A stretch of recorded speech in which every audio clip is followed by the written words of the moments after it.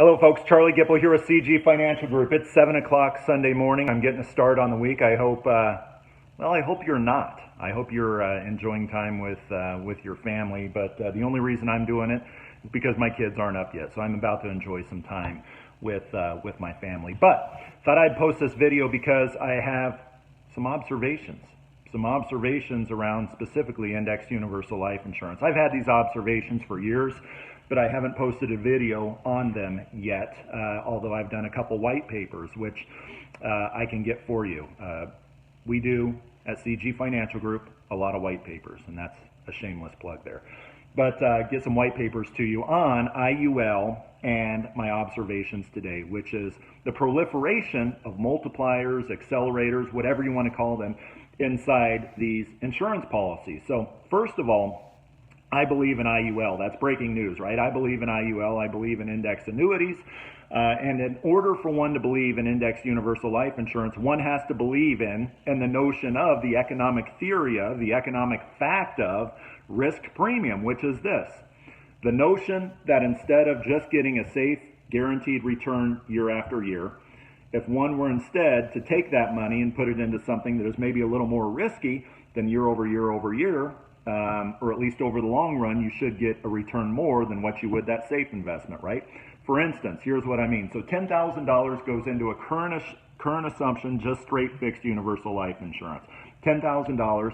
The insurance carrier is generating, $450 per year, which is generated from their general account assets. And by the way, why $450? Because 4.5% is around the average yield, the national average yield for an American general account, an American insurance company's general account today. By the way, 10 years ago, it was like 1.5% higher, even more than that actually, but I'm not going to belabor that point there. So $450. So with a current assumption UL, they just pass that through to the client. Maybe take off 50 basis points for a spread and pass through $400 to the client on that client's $10,000 premium. Instead, with indexed universal life insurance, where does that risk premium come into play? Well, the risk premium comes into play when the insurance carrier says, okay, so instead of that $450 or $400 going to the client, what if instead we took that $450 and instead of just passing that through to the client, we went to a call option maker, a call option writer, an investment bank, all the same, Goldman Sachs, BNP Paribas, whoever, and we buy a call option strategy. Would that call option strategy be able to generate more than what we put into it, over the long run? The answer to that question that I believe will always be yes. Why? Because I believe that stocks over the last 90 years have done better than bonds over the last 90 years. Why? Because of risk premium. This is economics 101. Stocks since 1926 have done 10%. Bonds, less than 6% if I remember right, if it's in stocks, bonds, bills, and inflation. It's a great chart. Look it up. Anyway, so $450 going to an option maker, I believe that is going to be able to generate more than just $450 back. Cash out, cash in at the end of the year. Hopefully to the insurance carrier it's more than $450, which means that carrier can then pass through that risk premium to the client, right? So I believe in that notion.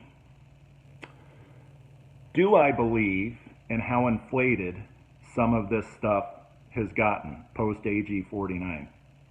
I don't believe in the extent in which this has gone. What is it? What am I referring to? So it is all these creative multipliers and all this stuff. By the way, before I go into this, I can tell you, I can very easily, I'm not an actuary, but I know the actuarials around these products, and but I'm a sales guy, right? But I could tell you, I can create a product today that has a 20% cap. I can price a product perfectly today that has a 20% cap. I could price a product today actually that doesn't have a cap. It's easy. It's easy. How do I do that?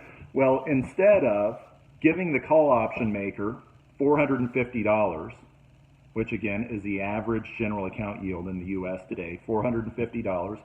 And by the way, based off of the call option strategy where where we buy a call, an at-the-money call on the S&P 500 with a 1-year maturity for $700. We sell a call out of the money in order to recapture $250, which nets us out $450. What is that out of the money? It's 9%, which means what is that cap? It's 9%. That is what $450 buys today.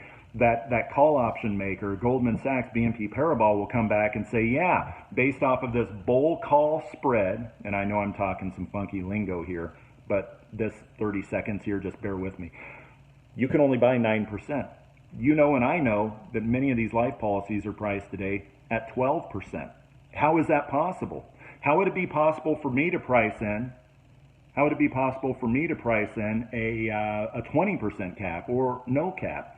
I just beef up the expenses to the client to subsidize that call option budget. I just beef up, that's all that I have to do.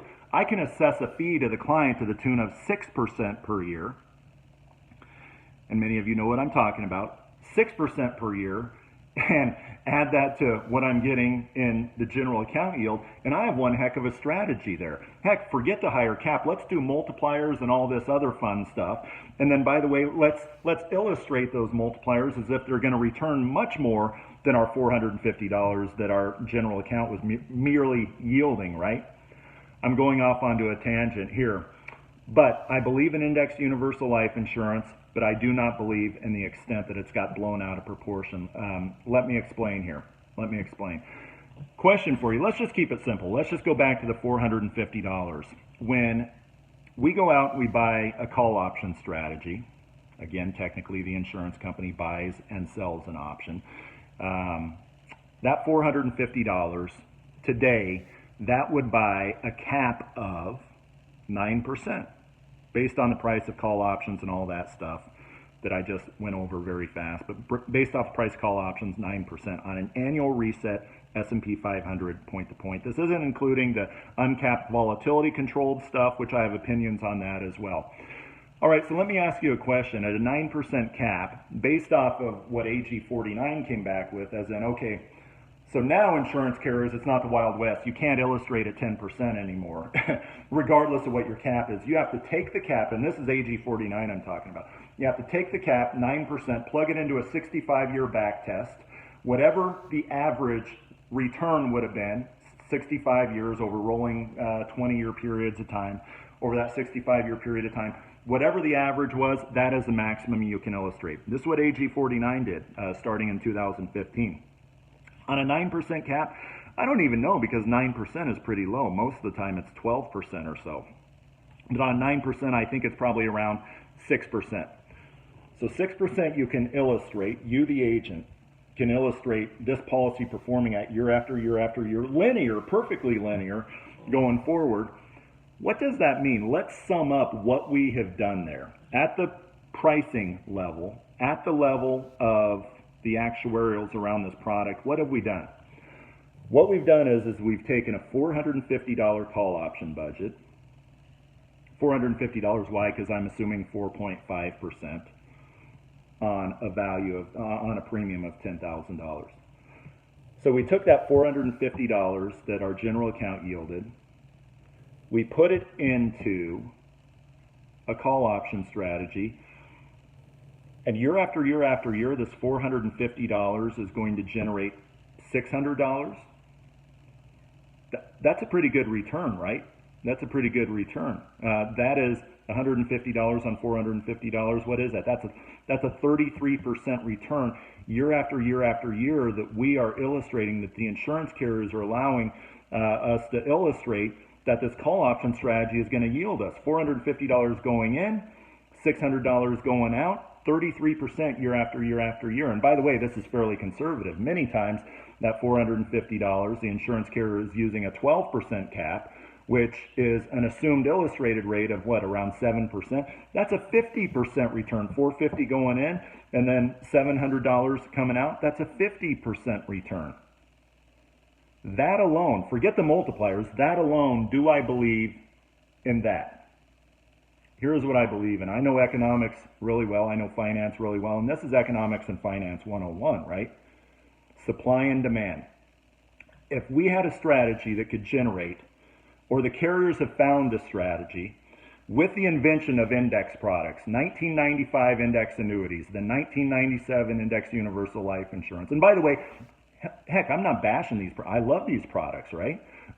And I do believe in the notion of risk premium, but do I believe in the notion of risk premium to the tune of 33%, 50%, 200%, which is out there now, which I'll get into here in a little bit. But do I believe in the extent of it? I believe that if these strategies existed to where you can get 50% on your investment into this option strategy year after year after year, why would every investment bank in the country not be interested in this? Why wouldn't every hedge fund in the country not be interested in this? What these companies would do is they'd say, forget the whole insurance company wrapper thing. That $450, heck, let's take that times $1 billion. Let's take that times $1 billion, throw that amount of money into this strategy here. We'll get back tens and tens and tens of billions of dollars outside of the insurance company wrapper. And, we're off to the races. I believe if that strategy existed to the extent that we're talking about, that eventually, again, supply and demand, economics 101, that the prices of these options would be bid up so high that it would hit equilibrium. This is how the financial markets work, right?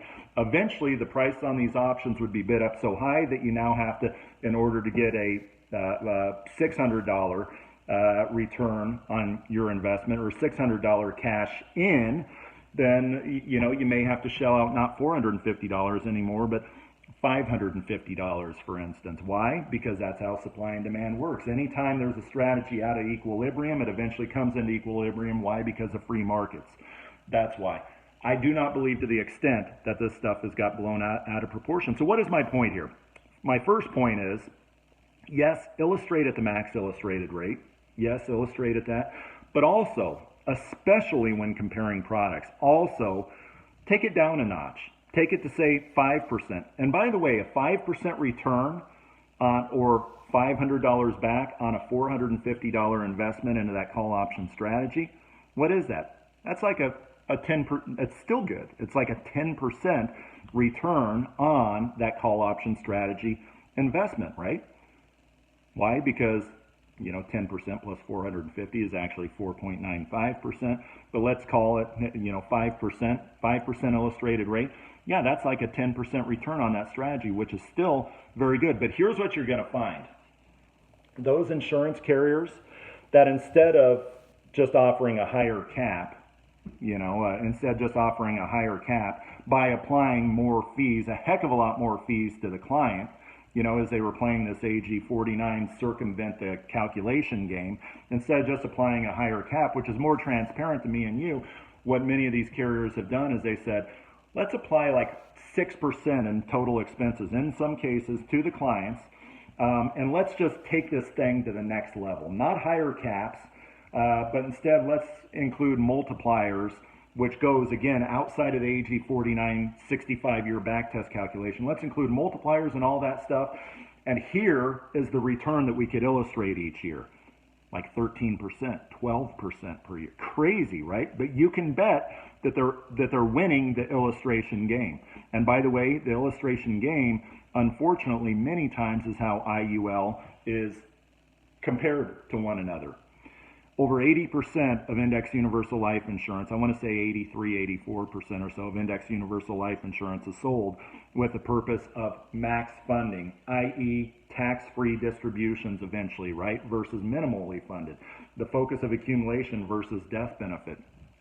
So these carriers, what they're able to do is they're just able to beef up the client's expenses, but what that does is it makes our linear hypothetical illustrations at the max illustrated rate, oh heck, they're blowing these other more client-friendly, clean and simple products absolutely out of the water. But here's what I was getting at before I took that dirt road. If you illustrate at the max illustrated rate, also take it down. Life Trends did an article a while back that I can send to you that said, also illustrate at 70% of what that max illustrated rate is. So if the max illustrated rate is, say, 7%, stress test that thing, right? Take 70% of 7%, which, by the way, is 4.9%. I never added the 70% to the conversation, but I've always said, you know what? Also, when you compare, look at a 5% illustration. So roughly the same, right? 5% illustration or 70% of the max illustrated rate, what you're going to find is these companies that blow everybody else out of the water. Why? Because they've beefed up the expenses in the policy in order to have these wonderful looking hypothetical, completely hypothetical distributions later on. What's going to happen is if you illustrate them at a lower rate, because the market's not going to go up 7% every single year, right? It's not even going to go up 5% every single year. But you know what? If you're illustrating 5%, it's more demonstrative to what's going to happen, what's more likely to happen. But what you're going to find is there's an inverse relationship between those that are absolutely the highest in distributions at the max illustrated rate and those that perform well at low illustrated rates. I shouldn't use a blanket statement. There are some outliers there. And these are my favorite companies, by the way, the outliers there, as in, you know what, this company looks fabulous at the max illustrated rate, and because it has low expenses, illustrated at 5%, it also looks good there. I have my favorite companies there. But that's a side point. By the way, if you want to know who those companies are, call CG Financial Group. Yes, that's a shameless plug. Call CG Financial Group. So anyway, I do not believe in the notion that we can get 50% per year or 200% per year on this by taking this $450 general account yield and doing some magic with it. I don't believe that. Why? Because I believe in efficient and free markets, as in, you know, eventually it would just come back into equilibrium to where it would probably, that strategy would probably more match what the S&P 500 has done over the last 90-year period of time. I do believe in IUL, the notion of risk premium to a certain extent, but I do not believe in which the extent this stuff has got blown out of water. And yes, I even believe in multipliers, just not to the extent that it's got blown out of, just completely out of proportion. So I hope all this makes sense. I guess in summary, my point would be, first of all, work with an IMO that knows these products inside and out. Work with an IMO that knows the history of caps with each of these insurance companies. Work with an IMO that will help you explain these products in a client-friendly, clean, and simple manner, while at the same time understanding the intricacies around these products. Albert Einstein once said, if you cannot explain it simply, you don't understand it well enough. So paradoxically, the better one understands these products, the easier it is to explain it in a digestible format, which you guys and gals need to do with your clients, right? So work with an IMO that'll help you with that. But not only that, yes, illustrate the max illustrated rate, but also stress test them at lower illustrated rates. And that will shine a pretty good spotlight on the true bells and whistles with the product. And oh, by the way, make sure that some of those features that you're illustrating today, projecting out for a 20, 30, 40, 50-year period of time, which is IUL, make sure that as many of those features are guaranteed as absolutely possible. And last thing is, you know, some folks that don't like IUL detractors, I guess you would say, may say something like whole life. And I love whole life insurance almost as much as I love IUL. You know, different clients, different needs. Some may say, wow, but you have those expenses in IUL. You have the premium loads. You have the cost of insurance charges. You have the administrative, the per thousand charges, the big three of IUL, as I call it. Whole life has the same deal, right? Whole life has the same deal. It's just, it's done in a different calculation format. It's with whole life insurance. Yes, you're paying a heck of a lot more in premium, but after all these calculations are said and done, kind of the three-step dividend calculation, the insurance company at the end of the year comes back and says, okay, so based off our true mortality versus projected, which projected is more on the UL side, based off of how we manage our investment return, based off of how we manage our expenses, we are going to refund back to the client what they overpaid as a result of our projections that maybe were on the conservative side. What is that repayment back called to the client? It's called a dividend, right?